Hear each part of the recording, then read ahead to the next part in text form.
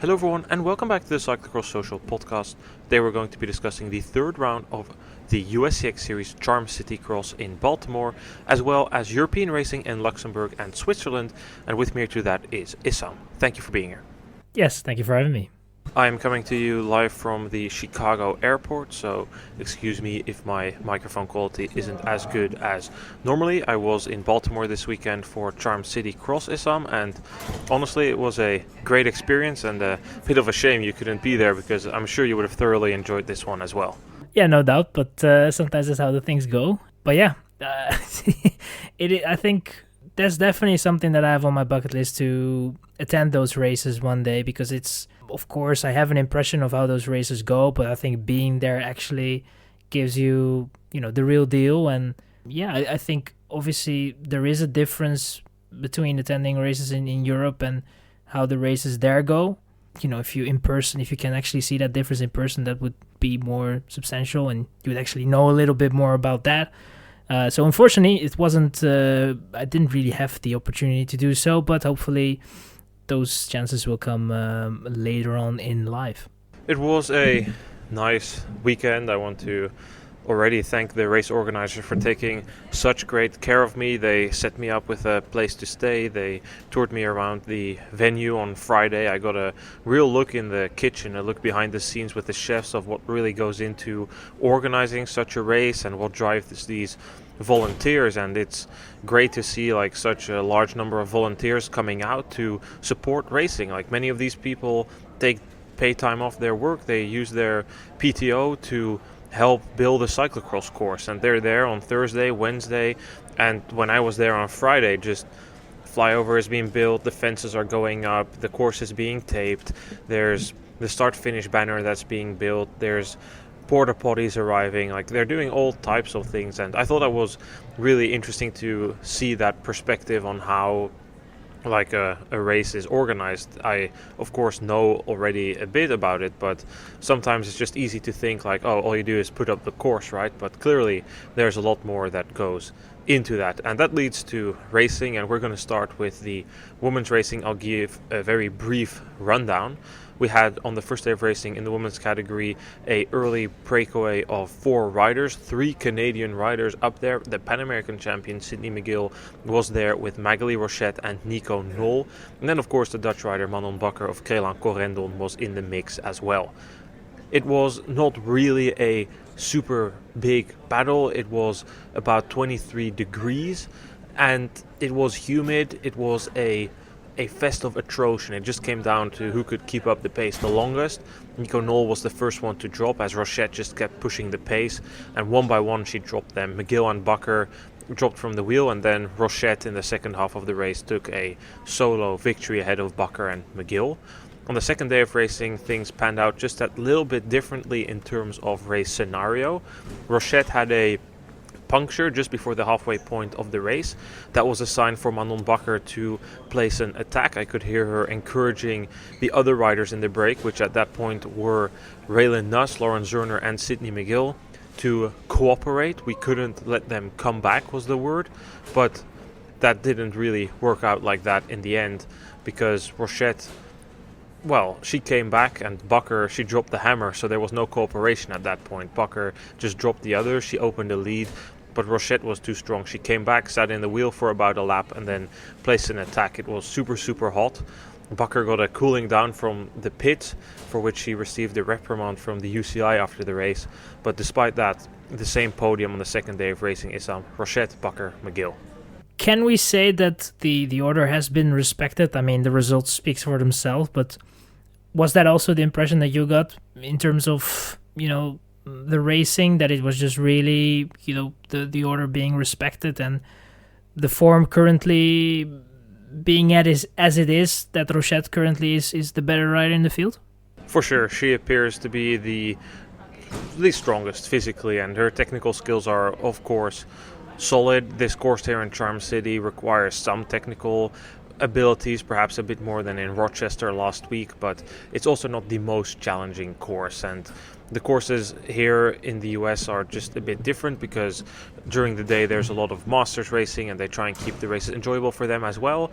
And that just means that there's not as much as a stop-go as there is in Europe, which is fine, right? Like, this makes for good racing. On a European-style course, the gaps would be bigger. It wouldn't be nearly as close in half of these events. In fact, often you and I have both vocalized on this podcast that we think the Belgian races have gone sometimes a bit too far in taking out the straightaways. So it was a physical fest of atrocion, a fest in the heat. This is by far the hottest cyclocross race I have ever attended. Saturday was that already, but on Sunday it was 30 degrees Celsius in the shade, and in the sun it was so warm. On the hill we were burning, we were tanning, and it was summer. And now I'm heading back home, and there the autumn has already set in. So that added to like the fatigue element of the race. Yeah, be prepared.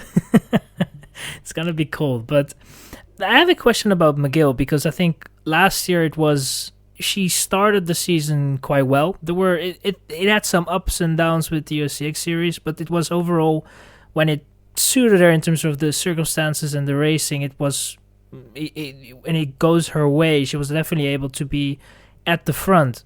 Maybe a little less informed than she was last year. Is it just in terms of shape not really there yet, or is that maybe a little bit too fast to draw already conclusions so early on in the season and comparing it to last season? Potentially, but compared to last year, for sure, Rochette is in much better form. Last year, she had health issues in the off-season, and she didn't really get into the season as she hoped, and McGill was there at that point. Bucker, I think, last year performed slightly worse in the USCX series than this year. I think the results might not show it, but on the Saturday race, when it wasn't as hot, McGill is not a rider who really fares well in the heat or the fast courses. I think she has more benefits on muddy courses here. I think that will really play into her strengths more. But on the Saturday race, she was not far behind Bucker. It was Bucker who could just hang with Rochette slightly longer. But for the most part of the race, Rochette was cruising, I would say, at the front. But Bucker, she needed to fight for every second compared to McGill. And in the final lap, eventually McGill snapped. But for almost the entirety of the race, McGill was chasing Bucker. The gap was like 8, 7, sometimes 10 seconds. And she came quite close, but just couldn't do it.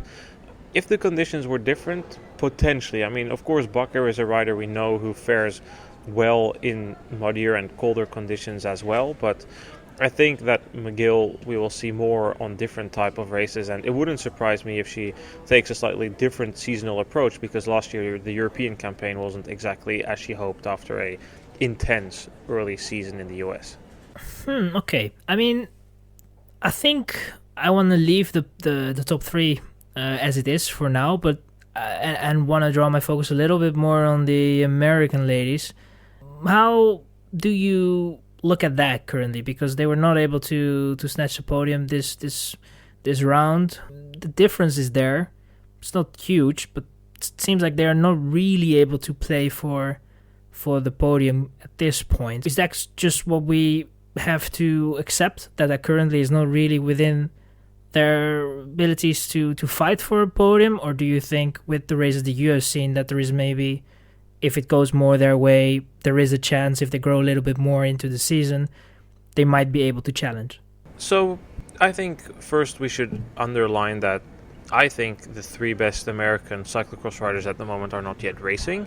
Vida Lopez de San Roman is still finishing out the season on the mountain bike. And then both will be first-year U23s, but Lydia Cusack and Alyssa Sarkisov, I think those will be the second and third strongest cyclocross riders for the US this season. And both of them just raced Junior Women World Championships on the road in Rwanda. So it's going to be a while before we see them in action. With the Americans that are here now, Raylan Nuss was the top finisher on both days.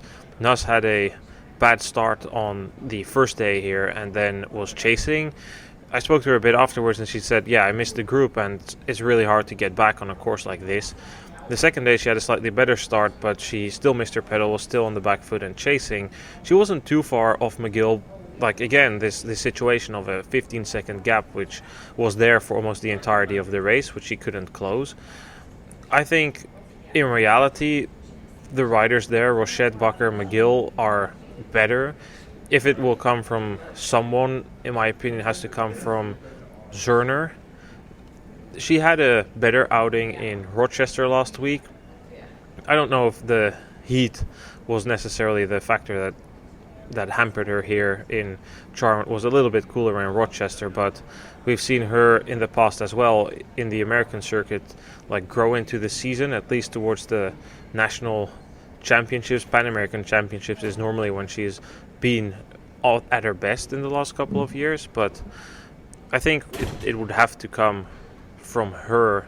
But it will be difficult next week in Waterloo. I think, like you said earlier, the top three has been established, and we can listen to a short interview with one of those riders, Sydney McGill, now. Third place finisher today, Sydney McGill. Can you tell us a bit about your race? I was really hoping that the rain would come through for us today. We got a little bit of a sprinkle, but in the end it wasn't quite enough for a muddy race, but we did have a few slick corners. So that was fun. Race went pretty good. The kind of lead pack was all together until the third lap, and we broke apart. Meg's attack, and then Manon went.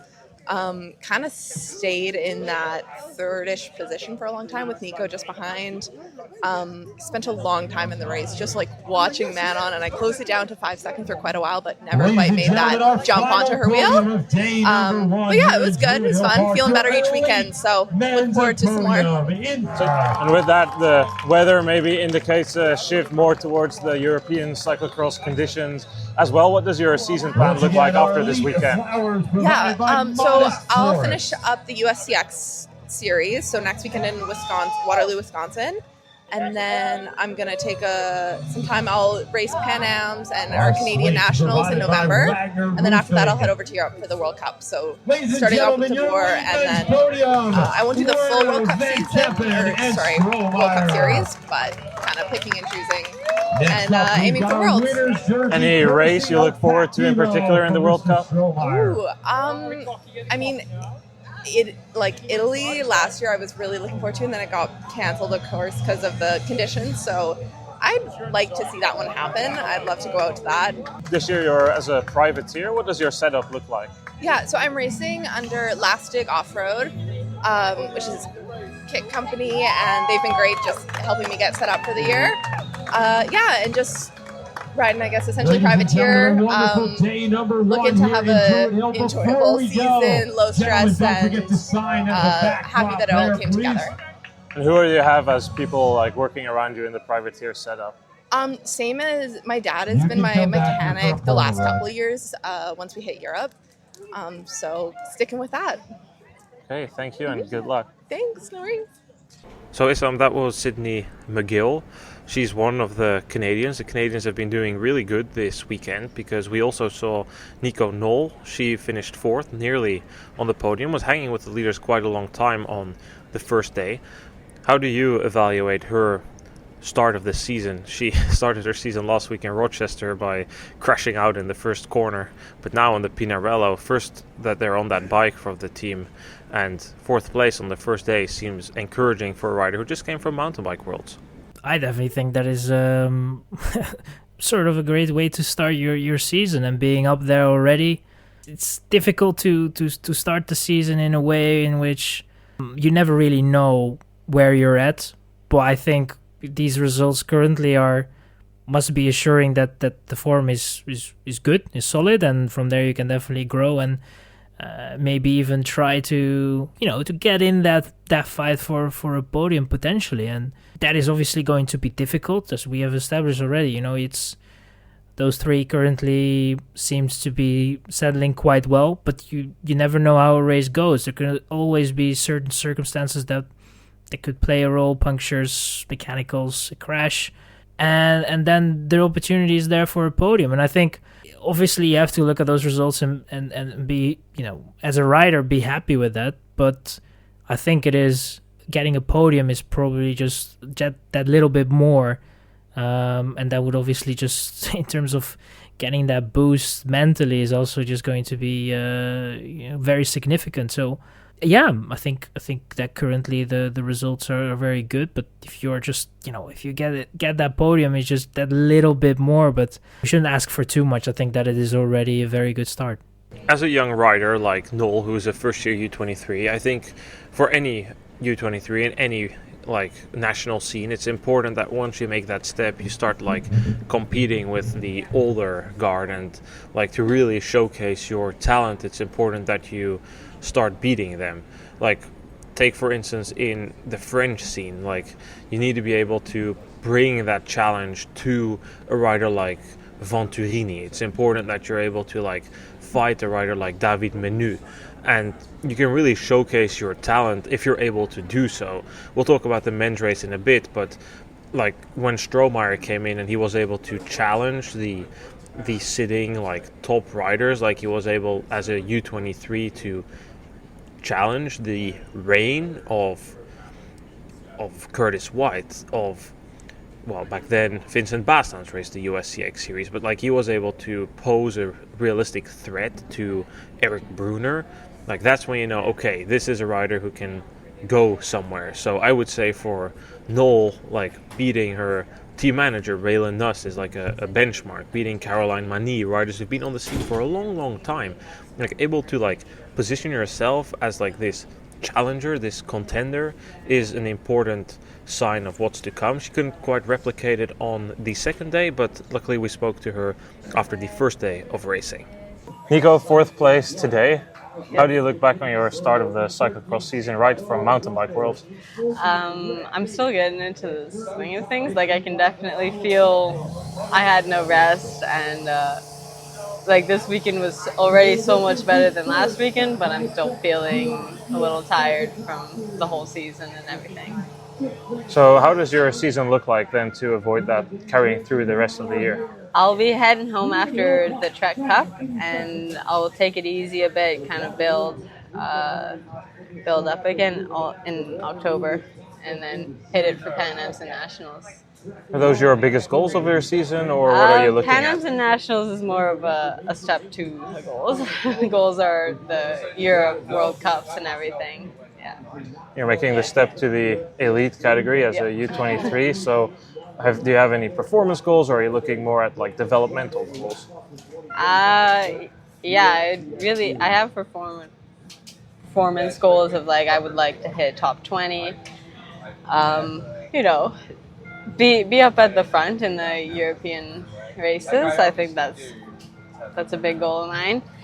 So last year you were racing the World Cups, and you gave an interview on the podcast with McGill, and we heard it on many other places. You were kind of venturing by yourself as a privateer, and now you've joined Steve Tilford Foundation Racing. How's that been? Of course, just 1 week in, but... So it's crazy good. Like, it's a lot better than traveling the U.S. with my mom in the car, sleeping in the car sometimes. I have support, I have bikes, I have a kid, I have a lot of stuff, and it's amazing. It's so nice. I couldn't have asked for more, honestly. So let's go back a bit then to that season last year, because you were privateering, and we still saw you like at the front of the World Cup races, finishing in the top 10 a number of times, also fighting for those positions at the World Championships.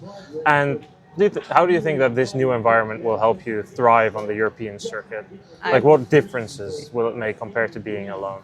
I think it'll allow me to really focus on me and racing, other than like where I'm going to stay tomorrow night or how I'm going to get to this place. So a lot less stress put on me, and I think that's really key. And then also mechanics is not my strong suit, so my bikes are going to be dialed now. So it'll be awesome. What type of races do you hope to perform in the most? I love muddy races. I love the running races. Anything that's just brutal. I'd love to do good at. So we'll see you race the Pan American Championships U23. You were the top U23 finisher today. Is your goal on that white with all colored jersey, or do you think the competition will be fierce with a couple of riders coming in from the road potentially? Yeah, I mean, I'd love to win the jersey, but I think I think there are going to be a lot more people coming from road, like just ending their season now, starting the cyclocross season. I think we're kind of missing a lot of heavy hitters, but I mean, it gives me some hope that I'm doing okay in the elite field. I think it's going to be a good fight to get that jersey for sure. So form-wise, you're definitely already alluded to having some growth, and then earlier you shaking off the rust a little bit in these early races, getting used to your new bikes as well. Yeah, second day riding these bikes, so but they're super nice. I'm definitely feeling the mountain biking, and I can't wait to head home and like be in my normal environment per se for a little bit. But yeah, definitely shaking off rust. So where do you see yourself like heading in the future on a cyclocross team now? You race your first mountain bike championships. I think we saw you do a bit of road as well. What do you think is your sweet spot heading forward? I mean, between mountain and cross, mountain will pay more than cross. So, and I love mountain biking. Like if I could get on to a good team, if I can get a bit of support with mountain biking, I mean, I'd love to be doing that too. Cyclocross is always super fun for me also, so I can't not do it. But yeah.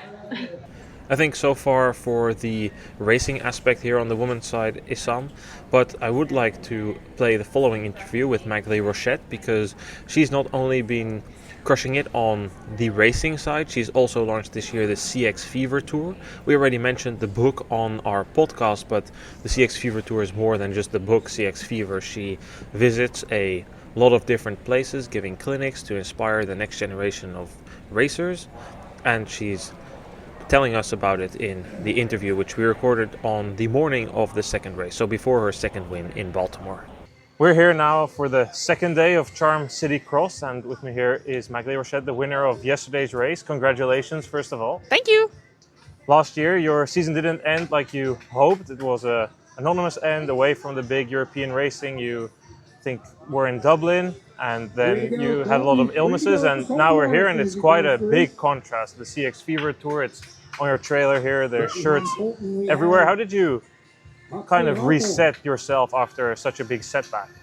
Yeah, I think I had been struggling. I think the last 2 years I was struggling quite a bit and struggling with my health, which turned into struggling with motivation and just wondering if my time in the sport was done, or if it was time to move on to something. And I think having these questions in my head was not helping me to perform at my best. And so when I got mononucleosis last year, it kind of forced me to take a break. Like suddenly I had to listen to my body, and it just forced me to stop for a few months. And I think stopping for a few months, first it gave me back my health, like full recovery.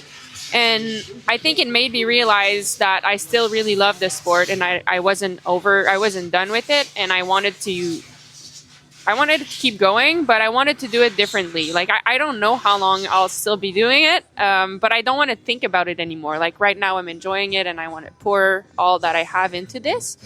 And the CX Fever Tour came along because I thought, cyclocross is not as popular as it's been in the US right now and in Canada. I mean, actually in Canada it's getting more popular, but just it's not what it was. And we thought we still love this sport, and a lot of people still love it too. So we want to go see the people that love the sport and share this passion with them as much as possible. So it was, we wanted to like share the passion by racing, but also by going and spending time with those communities that love it. So on the poster, there's a whole lot of venues. Some are race venues, some aren't. Could you tell us a bit about what you do in the Cyclocross Fever Tour? Yeah, so we picked the biggest races, the biggest UCI races, and at each races we're racing, and that's like my priority, but also we're at each event doing a special activation that is different at each race. So for example, here in Charm City, we did a women's clinic, like introduction to cyclocross on Friday night, and it was helping them to pre-ride the course. Next week, we're doing something with the junior women and a pasta dinner with the junior women. We did something different every time. And then between the races, we're stopping in all the major clubs in the U.S. So, for example, on Tuesday this week, I'm going to Cincinnati to join the club's training practice, and we're going to ride with those guys. And then on Wednesday, I'm meeting another club in Chicago, and then I'm going to Madison and trek. So like every week, we're doing 1 or 2 stops to go meet the people, do clinics or any sort of activations that is related to cyclocross. I just think it's phenomenal to see. Like, I was here when that clinic took place on Friday, and just see what it means to them to have the opportunity to learn from one of the best riders in the world, who's been on World Cup podiums. And you can see it means a lot to them, because after the clinic they went to pre-ride the course, and one of these kids was, oh, I didn't shoulder the way McGill shouldered, and I did my old way, but it's so much worse. So just like those few laps has such a tremendous impact for them, and I think that's really great to see. And is that also like what you do it for, to inspire them and to get more women into the sport? Yeah, a little bit. Well, thanks for saying that. But yes, a little bit, that is the goal.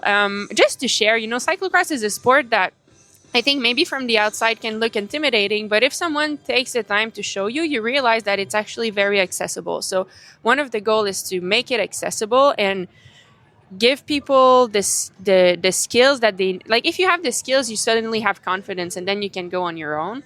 And so I think that's part of the goal. Part of it is also like, that's also a little bit how I've learned. Some people took time to show me, so it feels just natural and important that I take time to show them as well. And the last thing is, I think it gives me energy too, so it's like, I think it goes both ways. Seeing those like younger riders or like newcomers kind of go through a breakthrough and like learn something, it's really cool for me as well. So I think like I can gain a lot from their enthusiasm, and it's very a both way, like two-way relationship. It's really fun. Earlier you said, of course, racing is still your main goal. What goals do you still have? For us, sometimes we think about just for our own like referential like frame and our own window. Back in 2021, you were one of the first people when we kickstarted the podcast that we interviewed, and you said back then, I want to finish in the top 10 at the World Championships in Fayetteville. I want to do that. And we thought, well, that's a big step, and it came. And after that, you podiumed World Cups, Besançon, Val d'Isole, among others. Now we're here a few years later, 3 World Championship top 10s. What still drives you? What motivates you to like chase in terms of success? I would like to get back on a World Cup podium. It's been a few years, and I feel like those few years have not been the best for me, like I was saying earlier. But right now, I'm in a good place, like physically and mentally, and I want to give it a good shot, and I would love to be back on a World Cup podium. And I mean, if it's World Championship podium, even better. But yeah, that's a goal. Try to find my best again and see how high if I can battle at the front of those top world races again. Finalement, une question en français. En français, wow. Pour le week-end prochain, tu préfères, comme aujourd'hui, le temps fait beau ou il pleut? Il pleut. 100%. Oui, d'accord, et merci. Merci beaucoup, Noah. Personally, Issam, I think that's just incredible. Like the impact that such clinics have on young people. Like I mentioned it in the interview with Rochette, but like she does this pre-ride clinic, and then like these kids are pre-riding themselves, and they say like, oh, this was so great, and oh, I need to shoulder the way McGill shoulders because the way I did it sucked. And if I speak for myself, like what got me hooked onto cyclocross when I was probably 8 years old, went to a clinic in Den Bosch where there was the GP Autotron, or the Grote Prijs Brabant, I think it was called back then, before they moved to Rosmalen. And there was a clinic held by Marianne Vos, and they brought out Sanne van Pasen, Daphne van der Brand, Sabrina Stultjens. All these top riders were there. And they were teaching us like all the features of the course, a section in the sand with Daphne van der Brand, world champion Marianne Vos in the rainbow jersey, teaching us something about the barriers.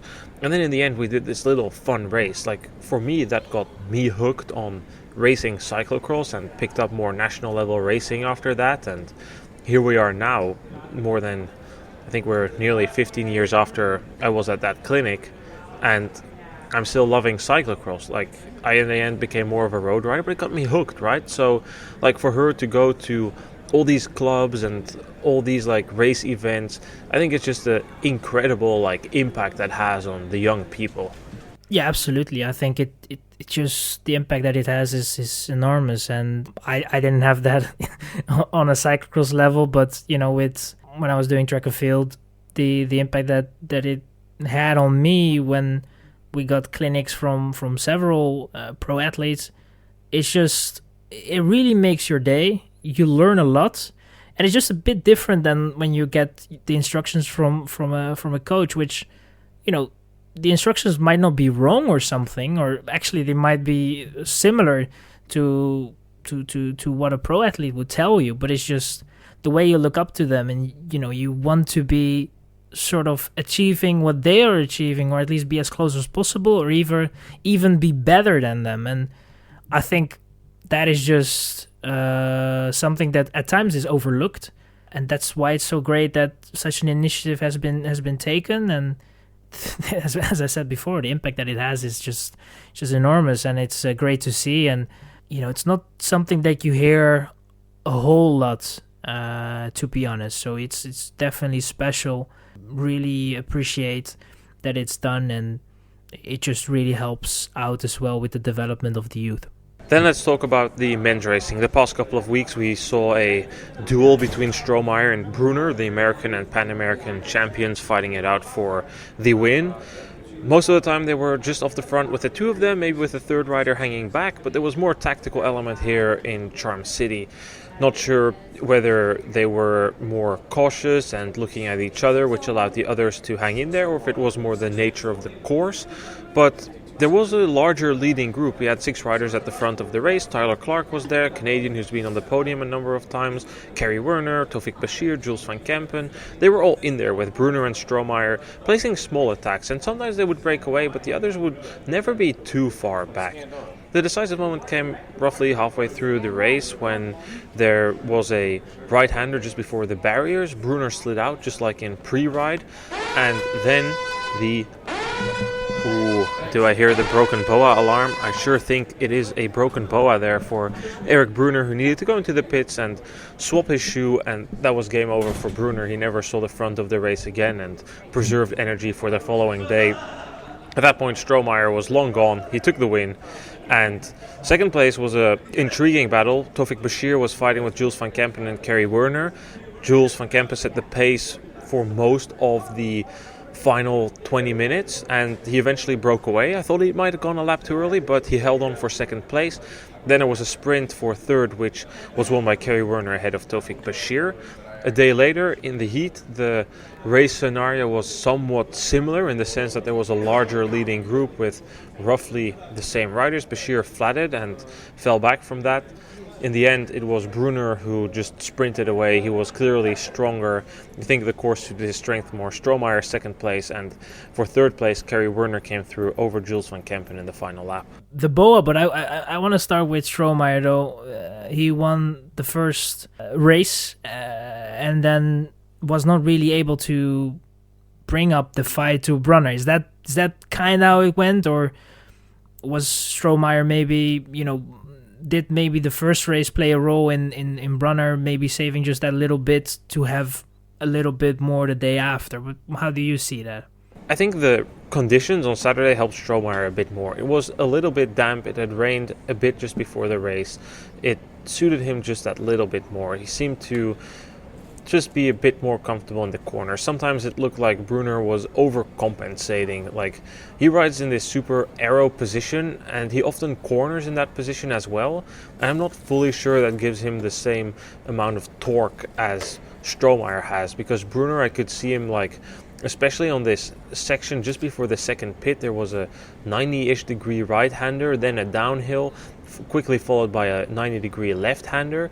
And the line difference between Brunner and Strohmeyer was quite interesting, because Strohmeyer raced like more a flowing line, whereas Brunner maximized like the full course. He went out super wide out of the first corner and then like aggressively cut across to the second corner. But he was so wide, and in that position he missed his apex there a number of times, which meant he took like a suboptimal line through that section. And I feel like Strohmeyer there is a bit more better on the technical, but especially on Sunday when it was power, Brunner definitely had the upper hand. And honestly, I think even if he didn't like crash on Saturday in those semi-wet conditions, it would have been for Brunner. He seems stronger than Strohmeyer at the moment. I spoke with Strohmeyer He said, this year I'm trying to do a different approach. Last year I came in flying and I didn't really have the breath at the end of the season, and I want to change that this year, so I'm using this like training into the season. And I think that kind of shows, but there's still a whole lot to fight for, because due to the results, Strohmeyer leads the series. They don't give the same number of points on Saturday and Sunday here, so Strohmeyer goes into the final weekend with a 12-point lead. The overall is still to play, but Strohmeyer will need to win one of the races. He'll probably need to win, I think, if I do the math real quick, if he wins on either day and second the other day, well, then they can still be tied, of course. Like, if Brunner wins on Saturday and Strohmeyer on Sunday, then it's ex aequo for the overall win, but all to play for still in Waterloo. Yeah, he has to be on his toes, and the mistake should not be made. But I think that is interesting that Strohmeyer is, trying it a little bit different compared to last year, because, we have seen last year how he started the season, and it's just very hard to bring that up for an entirety of the season, or at least have several peaks during your season. It's just, if you start so early, so good, it just becomes difficult. And, if that is the case and he's trying to ease into his season, that is obviously interesting, an interesting approach, and something that, we have to keep an eye out on and see how he will do compared to last year. Obviously, there were other factors that played a role in the performances later on in the season, but still, that could be a difference in performance for sure, and also the way you are able to perform throughout the season. But I think I want to ask you about Jules van Kempen, to be honest, because he was able to be thereabout for the podium fight. He was able in the first race of the weekend. He was in second. Obviously, he had the whole Brunner thing with the boa and the crash. On the Sunday, he was also thereabout fighting for the podium. I mean, how do you see his performances so far this season and the weekend overall? How do you see that, and how do you compare it to a Strohmeyer and Brunner? Is the gap too much, or is it actually not that far off? I think there's a significant gap to the level of Brunner and Strohmeyer. Like, those two, I think, if they go all out from the start of the race, they ride away a bit further. Like, the others live by their mercy. Like, they need them to calm down to stay in that pack.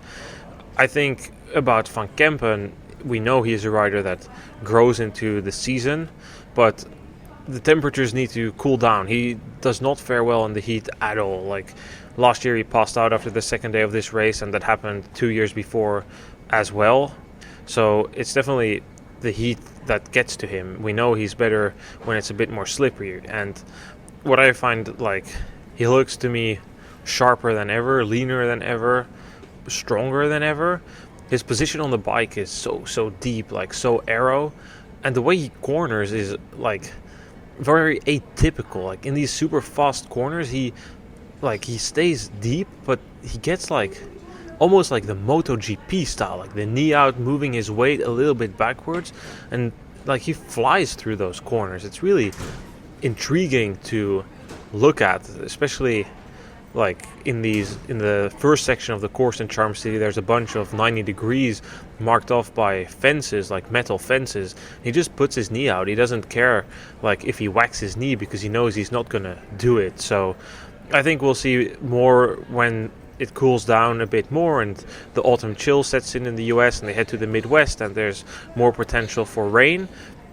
He's doing Waterloo and then potentially Kings before Pan Am, so that will be interesting to follow. He is a second-year elite now, and a podium at the Pan American Championship should definitely be his goal. Moving on then, Issam, last week we already spoke extensively about what we think for Strohmeyer and Brunner in Europe. We also mentioned Tofik Beshir, who finished 4th on the first day and then 6th after a flat on the second day. Ethiopian rider. I had the opportunity to speak with him after his 4th place on day 1. Both days he won the U23 category, and he definitely had a very interesting story to tell. With me here is the winner of the U23 race on the first day here in Charm City, Tofik.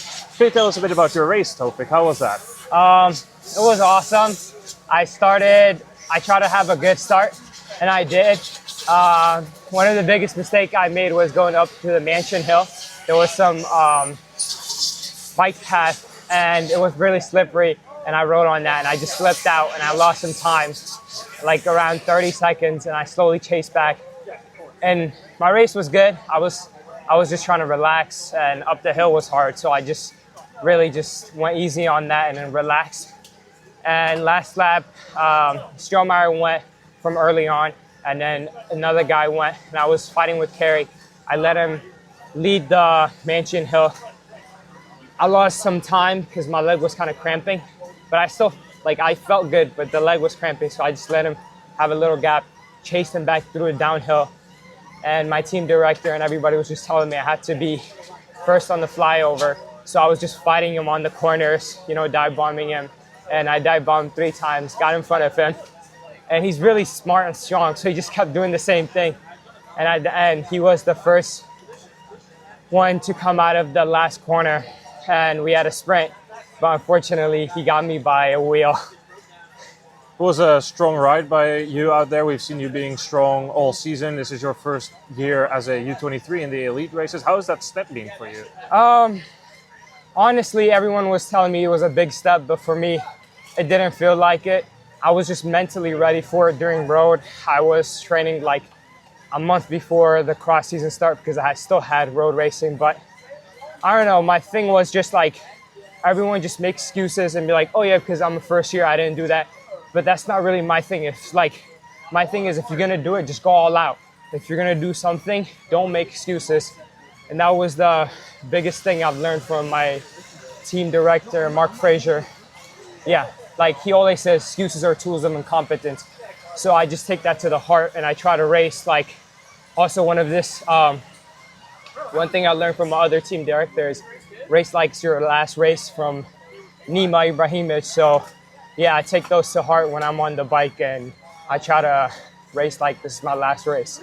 Yeah. You could definitely see that out there, the grit and determination. Also in that sprint, it was very, very close for third in the elite race. Yeah. You were on Kelly Benefits last year. How has that team contributed to your development? Oh, it has contributed a big time. They were the one that found me 4 years ago, and my team director has been helping me since then. He's been taking me to everywhere, all over the country, from a 2-hour drive to a 10-hour drive. And he's been doing that for 4 years now. So he's just a big help. He's been big part of my cycling career from the beginning. And I don't know, he just found me roaming around at a race, and that's when I joined. And I could barely ride 10 miles without, blowing up. But now I can I've improved a lot, I like to say. Could you tell us a bit about how you got into cycling and your background? Yeah, there was a non-profit local bike shop that came to my school, and they just got me started on, fixing bikes and stuff. And I thought it was really interesting, and I enjoyed it. And there was a race called On Forces, and my current Kelly Benefit Jr. team director, I met Mark Fraser there. I was just riding around, and I seemed really interested. So he saw that I was curious, and he started talking to me around 4 or 5 seasons ago. And since then, he's just been taking me through this awesome journey and mentoring me and just being patient and spending all this time and take care of me. So yeah, that's how I started, thanks to him. And now you've made the step to CXD Bikes, one of the biggest cyclocross teams of the country. Yeah. How has that been, and how did that transfer kind of happen, and what environment are you in right now? I've been trying to join for 2 years, and I don't know, they let me join this year because before I was a kid and I was really impatient. I made a lot of mistakes. I broke a lot of bikes. I like to think I kind of mature from that. I still need to work on a few things, a lot of things actually. So I don't know, they kind of saw that I'm maturing and I can do certain things. And yeah, and I joined the team, which is awesome. And it's absolutely different from Kelly. Kelly wasn't a cross team. It was just more a road team. And it was just make things work. But here it's just oh, you don't have to do it yourself because there's people to do it for you. Your bike and stuff, I don't have to worry about it. I just got to tell the mechanic what to do, what's wrong with it, and he would just fix it. It's a big difference, everything. from training and just coming. All I have to do, come ride the course, sit down, eat, get on the bike, race, get back, get my drink, and then like recover. Like that's all I have to do. I don't have to take the bike, fix anything. And it's just a big help. It's just completely different world. What are some of those things that you still think you need to improve and mature a bit in then this season? I need to work on being more patient. Not being scared to open gaps. I'm realizing I'm really good at coming to a corner really fast and exiting really fast, but I get too close. I need to work on mentally being able to open 2-3 bike length and going into a corner and being okay, to open gaps. And just sometimes I need to tell myself, if I'm hurting, just breathe. That's a big thing. Because if you're like not breathing and everything just gets to your head, just think about what you're doing right now. Forget about the past, forget about the future. Just focus on the moment. I need to work on that, being patient and my bike skills and just being explosive. Yep. It's not every day we see an Ethiopian flag in the cyclocross results. The Belgians who listen to our podcast, they might remember like back in the day, there was this project TV program in which they brought a group of riders from Zimbabwe to Belgium to do like background racing, but it's become in Belgium perhaps a bit of a mockery even when they see like riders from non-traditional countries do cyclocross. What is your background? You just told us like how you got into racing, but like your personal background. My personal background, I come from a background where we run, we play soccer, biking. I never had a bike as a kid because I just never thought about riding a bike. If you had a bike, it was just for fun, to hang out with your friends and stuff. So it's not a normal thing, but I come from a family where long distance running is a thing, and playing soccer and, being outdoors from Ethiopia. Yeah, it's just different, but I never thought I would be a cyclist. Congrats on the podium today. Yeah. Do you have any more goals for the remainder of the season? Oh, yeah, I definitely have a lot of goals, which being, I don't like to tell people my goals, but I definitely have a lot of goals I need to work on. And it's not a thing that just comes, in one day. I need to work on it. I need to spend time working on it. I need time to train and stuff. A goal doesn't come like a day. It comes weeks, months, years. So it's just being patient and just enjoying the sport and being consistent. That's one big thing is, like everyone enjoys it, you also have bad days. So just working on those bad days. Yep. All right. Thank you so much. You're welcome. Issam, I think this is also an incredible story, and you don't see it that often in cyclocross, these real stories of like rags to riches. He's like, I didn't know about cycling. I come from a family of long distance runners, and there was a non-profit that brought these bikes to school, and that's how I got hooked. Now he's on CXD bikes and he's thriving there. He's the best U23 a number of races in a row. Really impressive. It's interesting as well that he is actually, with making that move, he's also improving, and that is obviously normal in terms of his age because he is in that development phase, and that's why it's also important to have the right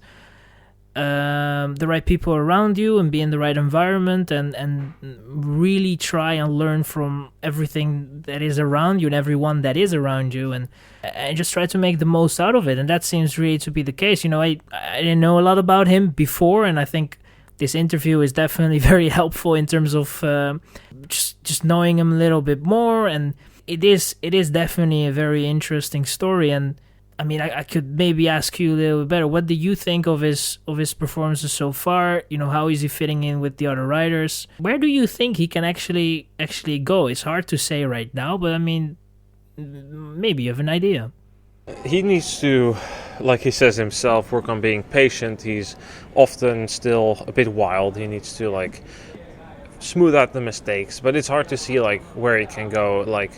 In the US, I think he can go real places, but for him it's not easy to get to Europe to race, near enough impossible. So that's the big like bottleneck. Like he's not going to be exposed to that type of course, that type of development, and that will be certainly a limiting factor. But in the US, I can see him definitely go places because he's got the power for sure, and he's like, if he can just smooth out a little bit more, I think we'll see a lot more from him on the on the American scene, and maybe not the European scene for the time being, as unfortunate as that is. A few points then, Issam, before we move to the next interview. I spoke with Raylan Nuss, team manager of Steve Tilford Foundation. She has some big goals for the upcoming season for herself. The team has completely gotten a new look, new kit, new bikes, and she has Nico Knoll on board, and there's the third rider coming who is a promising U23. They're an all-women's team now, and the rider will be announced in due course, but she is a mountain biker, and that's all Raylan Nuss could share, that she was impressed with her performances at the U23 National Championships last year. Some other news, I spoke with Manon Bakker about her expiring contract. She said, for now, no stress, but ask me again in February and we'll see. She was raising some concerns, like I see in cyclocross that the budgets are not increasing of the teams, there's no new teams, there is no teams that are expanding their number of riders, so for herself she's not that worried, but for the overall aspect she isn't exactly sure how that will pan out in the future. And then I also spoke to a number of other riders, and the fatigue is starting to build. 3 consecutive race weeks in a row for many of them, and it's not something that goes easy in these super warm temperatures. Like, it really takes a toll racing in cross. Like, you don't cool yourself that much. There's stupidly enough no like feeds allowed, no cools allowed like a mountain bike. So that's that. And the race itself was put on by a team of great volunteers, as I said earlier, and I spoke with the race director, the race organizer, Kris Auer. With me here now is the race organizer here in Charm City, Kris. This is the 21st event, you told me. How do you look back on this edition? Actually, it's quite cool. We keep kind of making our organization better. We're actually working with less people, and I feel like we put our best presentation together this weekend, which was quite a surprise because it's a difficult year, but quite a surprise, and very happy with how it turned out. How does the business model of your race work? In Europe, we're accompanied to the model of paying spectators, paid ticketing. How is that here? Because everybody can come in and watch the racing. So obviously, sport here is very, very different. We have American football, we have baseball. People will pay significant money for that, but cycling still being quite a fringe event. If we were to charge, no one would come. Maybe even not racers, but the business model is not very good. But we do it for the love of the sport. We do rely on race registrations from our amateur kids and even professional riders to keep the race alive, in addition to any sponsorship that we can get. What type of budget do we need to think roughly about for a 2-day event like this in quite a central location in Baltimore? So being in a city, I think, is a really good thing for the sport, because it gives accessibility to some people who've not seen the sport, and we do get kind of non-endemic spectators that happen across the events. Even with advertising, it's tough to get them here, so being in the city naturally allows that to happen. The actual budget for this race is well into 6 figures between fencing, park rental, bathroom rental, our structures, our banners, everything. Everything costs, and we have to account for that. Otherwise, no more race. And how have you seen the race flow over the years, 21 editions, in terms of popularity, registration? Where would you say the race is at now? So right now, I believe even that cyclocross in North America, and certainly specifically in America, has a little dip right now. Gravel has taken some of the imagination away, and not only the bike industry, but people, gravel, it is very popular. That's already starting to wane, at least here in America. So maybe the community aspect of the sport will grow again. But this year we're probably where we were maybe 10 years ago in terms of registration, but not that far off. But certainly for us to be 200 riders down from where we were 3 years ago is a significant issue that we need to address. There have been some talks about the race moving out of this park. Is any of that true, or?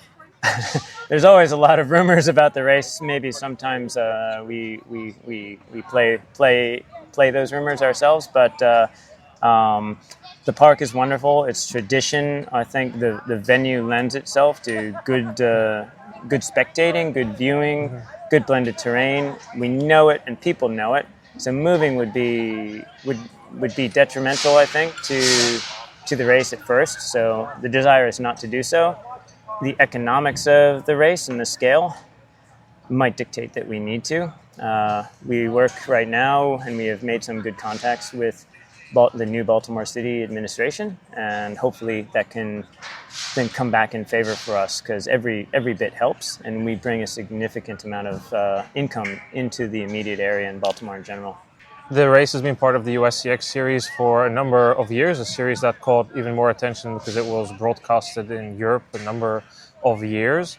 Has that added some extra value? Because it appears to the racers that with the introduction of the USCX series, the only UCI recognized series left in the US right now, that certainly for the riders, it's always a big goal to perform in those first 4 weekends in September. Yeah, being part of the USCX is... it's wonderful. I've been there since the beginning. To me, it's important to have continuity. It's important to have something for the riders to focus on. There's certainly some imperfections, but we're also quite young in terms of that cooperation. If I was still actively racing, I would 100% attend all the USCX, because it's the most Category 1, double UCI weekend, and the best competition. And that's how racers will improve in North America. It's wonderful when Manon Bakker or when Vincent Bastains come, to help us elevate and aspire. So we do love that. But yeah, I think the USCX is a critical piece of American cyclocross. Looking forward, what is your vision for the race? If you'd talked to me 2-3 hours ago, and definitely 2-3 days ago, it may be a different answer. But the vision is to continue it. Our mission statement, if we were as a business, is to grow and encourage professional cyclocross and professional cycling in its own rights. So we hope to do that. While we've never truly been profitable, we haven't lost money. And that will be the big test. If we ever come to that point, there will be probably a very quick conversation, because moving forward from that, it will be difficult, because if we lose the money, it only can come back from me or sponsors or friends, and to find that when we're a volunteer organization exclusively, it's very difficult. So staying alive seems like the goal. And yes. what about the course then? Because I think it was a very good course this year, especially Sunday's course seemed to be very challenging. I've heard you tell me earlier this week that there's some changes every other week. Do you think that this type of course, this type of character is the way to stick with, or are you also always looking at what can we change, how can we change things, what can we do to change the character of the race? Yeah, I believe it's in the riders' interest to make change, for them to experience maybe something different. This year we added an old element that we used maybe 10 years ago, which was a long paved path, of paving stone, up to our Mansion Hill, which made things different, quicker, but still maybe a little bit bumpy. So it was a new surface for them to get on during the race. I'm always looking for new opportunities to try something new. We've changed the flyovers many times, put them in different areas, and I have a grand idea that if I can ever pull off, it's going to be very exciting for me personally, which is to actually run our flyover over our finish straight and over to our traditional side where we started the race, which has some small sand pits, but also is very prone to mud when it does get wet. And that would be exciting to come back to. it's challenging to run on both sides of the street, though. Okay, thank you so much, Kris. Awesome. Thanks for being here. Super psyched to have you here. So that was an interview with Kris Auer. Issam, he spoke about his race and that he was happy with this year's event, and at the same time also kind of alluding to that their main goal is just to stay alive. They want to keep the race going, and that it's not easy, that cyclocross is in a dip in popularity in the United States. Cross has been pronounced dead by Americans a number of times. We saw it in comments on our own Instagram post of Roanoke, like people complaining that there's no people there. But I would like to perhaps provide a slightly different perspective. Like, let me ask you something. Like elite sports, like Tour de France, cyclocross racing at the highest level, American football, the NFL, like, is this only entertainment, or is there also a deeper attachment to it? Does it function in other ways for society? What do you think? Like, is it just entertainment, or is there more to it? I think it's a bit of both. You know, it's for sure there is the entertainment factor, which, you know, you want to be entertained, you sit and you enjoy the show, but there is, I think, also sort of this whole anticipation and the storylines and what is going to happen to whoever, and I think that is also that's also part of it. And, you know, the media, what is there to talk about? What is happening right now? And you see that during the off seasons, every sport somewhat struggles a little bit. But just when it starts, it kicks off. And if you compare that to cyclocross, which is, you know, in a way hard to do because of, you know, just the difference in growth. But you just see in cyclocross that it just all takes time. You know, it starts up quite slow, and then slowly but surely we finally get to the World Cups, and then it's just like, now we start to give it more attention. Then Van der Poel and Van Aert, they come in, and then also on the women's side it becomes more and more interesting, and then before you know it, it's the end of the season, or at least the World Championships have been passed, and then after that the attention drops again.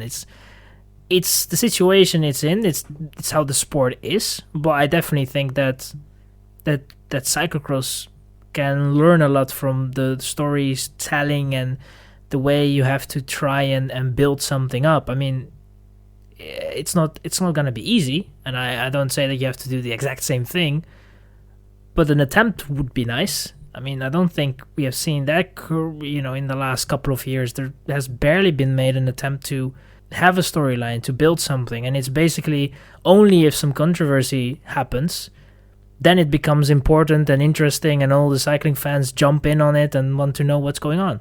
You're alluding here to the Belgian narrative, right? The one we always hear before the Koppenberg, like, cross is dead, there's no spectators here in Meulenbeek, it's over. That's what you're referring to, right? And then come the Christmas period, everything is fine. You're referring to the narrative, there will never be the times of Wellens and Nijs, and then we have the times of Van der Poel and Van Aert, which brings massive crowds. That's what you're referring to, right?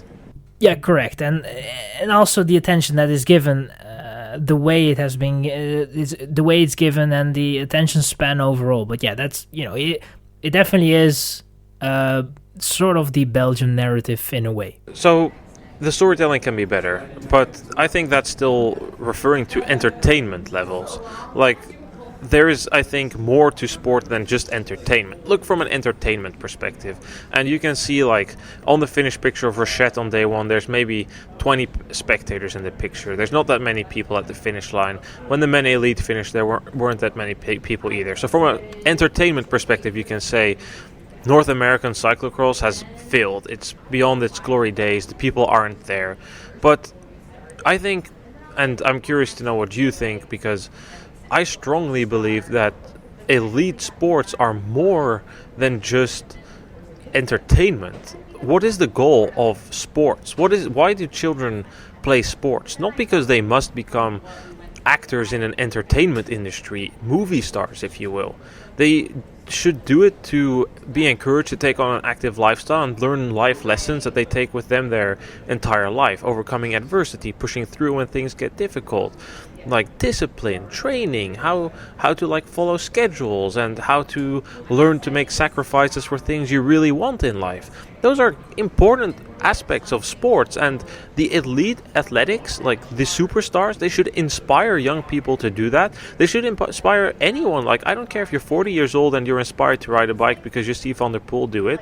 Like, if that's what it takes for you to take on a healthy lifestyle, like, I think it plays a fundamental different role in a way. Like, if that's what sports does, I think you can take a different scope at this race and say, sure, maybe there's not that many people watching the race, but what do we have? Because I think that that's ultimately what sports is about. It's been proven by several studies that money that goes into elite athletics earns itself back 3 or 4 times. Money that goes to like the Olympic program in the Netherlands, it inspires young people to pick up sports, stay healthy for the rest of their life, and as a result, the medical expenses for the country as a whole go down significantly. Yeah, that's definitely the other side of it, and I think maybe even the more important side, the one that has the most impact on society. And I think in a way, it's definitely it deserves to also have a focus on that. The difficult thing about that is obviously that you have to look into the side where, you know, money talks, and you have to, you know, there are expenses that are made, and obviously if you're able to facilitate participants to participate in certain races and all that, then obviously you can somewhat cover the expenses. I mean, if you look at, for example, the marathons, that has been a serious money grabbing event somewhat. You know, the way the marathons have somewhat manifested themselves, and the growth that they have had in the last couple of years has been very significant. And it hasn't always been like that, but it has a very positive impact on the society in a way. And I think cyclocross definitely can also be in that position, and is in that position in many ways. But it's just, I think it's difficult for example, for journalists, sports journalists, or for the media to look and also approach it from that side, because they will obviously also look into the whole money thing and the entertainment, and they look at that as sort of their evidence of the sport is alive or the sport is dying out. Well, for sure, but I don't think there's even that many media covering cyclocross at this point, because what's happened to Velo and Cycling News, like those news websites are not at these races, they barely report on it. Like, you're lucky if there's even an article on Velo, which there isn't about these races. There's something on Cycling News, but it's just a write-up on the results, so they don't really pronounce it dead. I think there was an article in Belgium in which American Cross was pronounced dead over the entertainment aspect again in Waterloo, but it was just like going by pictures. The guy hadn't actually been there. And it's fair to raise these concerns, like the entertainment aspect is important in Belgium to keep it going, but in the US you don't pay to go to these races, so it doesn't matter if these people turn up or not for the business model, other than that these people need to like buy stuff at some point during the day. But that model is fundamentally different. Like Kris alluded to in his interview, their model is the registration fees of amateurs. Their model is like teams paying for tent space and whatnot. That's what they depend on, in addition to sponsorships. And then they sell a bunch of merchandising, way more merchandising than they sell at European cross races. And honestly, some sick merchandising. I'm going home with a Charm City glass and Charm City t-shirt. Like, they look quite cool, but they don't have that same entertainment need. I would say in Belgium, cyclocross is a sport to watch, but in the US it's a sport to do, Issam, because on that day, like, there's all these master races. There were more than 500 riders signed up to the masters races and the amateur events. That's more masters than there is in the Netherlands. Like, we're lucky if we have 120, 150 in, like, across all categories at the national championships. And here, on a random weekend in Charm City in Baltimore, they're all out there racing. And I would say if you take that different approach, that cyclocross should inspire people to race a cyclocross bike or race a bike themselves, that the American model is in that way still successful. And sure, let's not like make this a case that everything is fine. I mean, Kris himself alluded to it. the number of registrations for the amateur events is down from where they were a few years ago. It's not at its best place. Maghalie Rochette alluded to it in her interview. The CX Fever Tour was inspired by the fact that they're seeing a dip in cyclocross popularity. Katie Klaus alluded to it in her retirement interview. Things are not all great, but at the same time, I just want to make a case that the number of spectators you see on an Instagram post or wherever is not necessarily a benchmark for the overall success. Like, the question is, for all these events, how can we encourage these masters to stay, and what can we do with potentially our race schedule? Like, what if we break it up and spread out the UCI Men Elite and Women Elite throughout the day so more people stick around? Like, perhaps that would do something. But in the middle of the day on Saturday, when we were there at the course at 12, it was busy. There were more than 1,000 people there, and many of these people bought merchandising and food, but they just left for the elite race. And the elite race is also quite late on the day due to the number of races. They start racing at 7:30, and there's almost no breaks. There's short pre-ride windows of 15 to 20 minutes. And then the Men Elite go at 4, and it's been racing from nearly rise till dawn. Then a final point I want to make here over the weekend, because I've spoken to a lot of people and I've seen like a different type of program, which is so incredible. Like the Competitive Edge Racing program, we interviewed them a couple of weeks ago. They told me that they've now indeed filed for their continental road status for men and women, and that they will get word from the UCI when the deadline is. I got invited into their tent. Definitely a shout out for that. Free breakfast, and their espresso 20 times better than the coffee they serve us in the Belgian press rooms, has to be said, was very much appreciated with the jet lag. But then Competitive Edge, CXD bikes, like, they fulfill a need, and I'm not trying to downplay whatever they do. They have their place in the system, but beyond like the big teams that we see here, the UCI registered teams, there's all these other programs which are just run by incredible people that put in a tremendous amount of work. You have, like, I spoke with people from Blue Ridge Cross, I spoke with New Jersey Cyclocross, BYC, the local club there. I mean, the local club there, they have 150 bikes, Issam, to give out to children so they don't have a high barrier of entry, so they can learn how to, like, race bikes, find out if they enjoy it. It's incredible. And these people, because of the distance, put in such a effort. Like, they're loading up their trailer, driving 2 days to get to Waterloo for the next race. Like, it's just incredible the amount of work that goes into those grassroots programs. Yeah, it's, you know, those are the real heroes in a way, yeah? And they don't really do it for anything, really. It's all for the love of the sport. It's all to see the sport develop, but no more than that, really. It's not big money that is in it. And I think that with the volunteers, that's how the sport can thrive. That's how the sport can grow, and that's the backbone of the sport, really, because that's where the development starts. It starts from there, and then a rider can grow into certain structures, and from there it you know, the ball starts rolling if the talent is there and there is interest. But it all starts with the volunteers. It all starts with trying to find something in your life in which you want to exercise, or you want to be competitive, or you want to just get your energy and use it in a useful manner. And that's where sports comes around, and cyclocross is one of those fantastic sports. And then you need sort of the backbone of the sports, and that is those people that really put in the hours, that really are very enthusiastic, that put in the time, and that's what the sports needs in a way, and the sport cannot really go without that. So it's definitely an honorable mention, and it's I don't think we talk about it enough, and it goes in many ways unnoticed, but I think it's definitely worth mentioning and definitely worth pointing out for sure.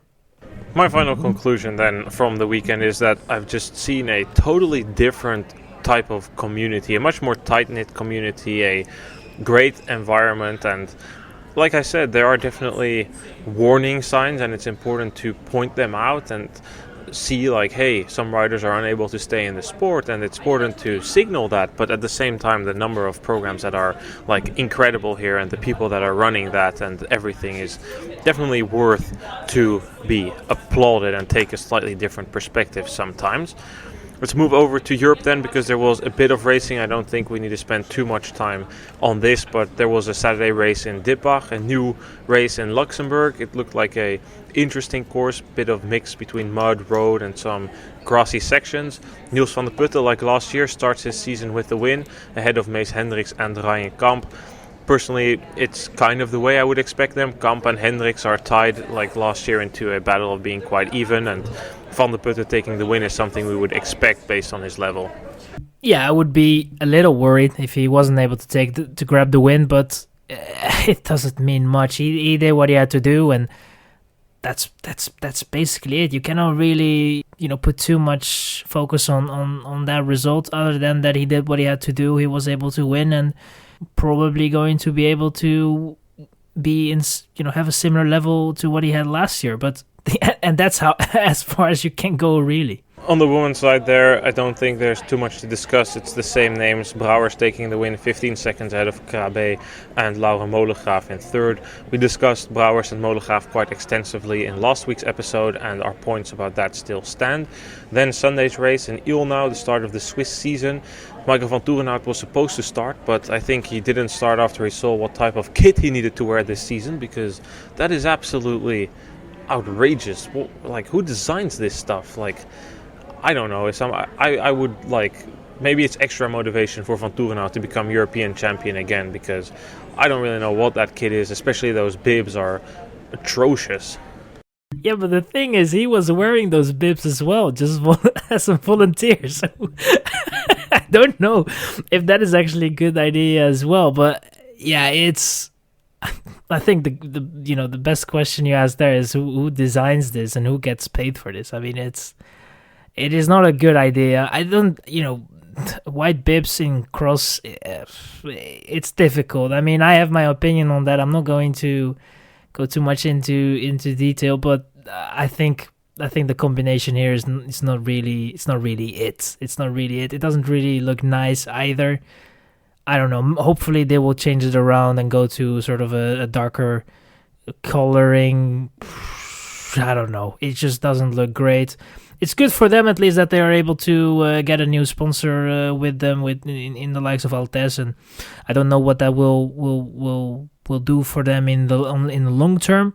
But they have somewhat solved their issues with bingo and all that.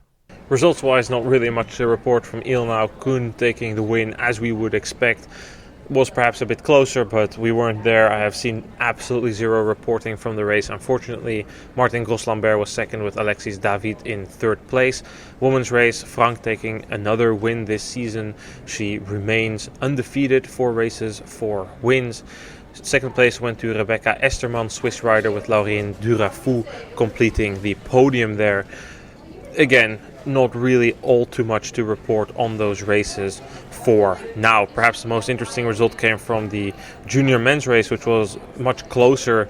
I thought Søren Bruyère-Jumar, who finished second at the World Championships last year, would be perhaps starting on a flyer, but he lost to Patrick Petzo-Rosala, of course a rider who we also saw do well occasionally last year. He's now joined the Guerciotti team.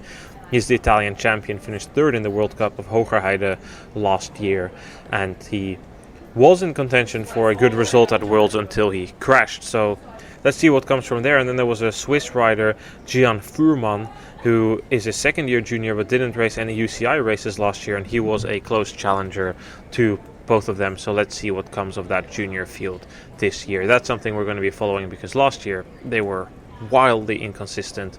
Hopefully this year a bit more sense for us. Issam, that will be it. Thank you so much for everything. Yeah, no worries. Have a safe flight. Thank you for having me. And Belgian season starts on Saturday in Meulenbeke, and we will cover that with a preview episode with some new formats in there. We will be launching a power ranking, some predictions ahead of the season coming in our midweek episode. That should probably be out on Thursday or Friday. Thanks everyone for listening. See you guys for that episode. Goodbye.